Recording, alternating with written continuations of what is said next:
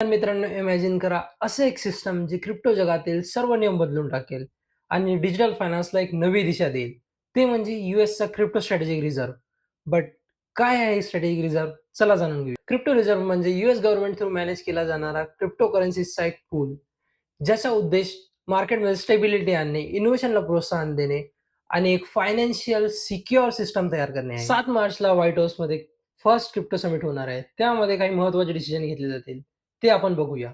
पहिला मुद्दा म्हणजे रेग्युलेशन्स आणि पॉलिसी मेकिंगवर ठळक पाऊल, ज्यामुळे इन्व्हेस्टर्ससाठी एक सिक्युअर आणि ट्रस्टेबल एन्व्हायर्नमेंट तयार होईल.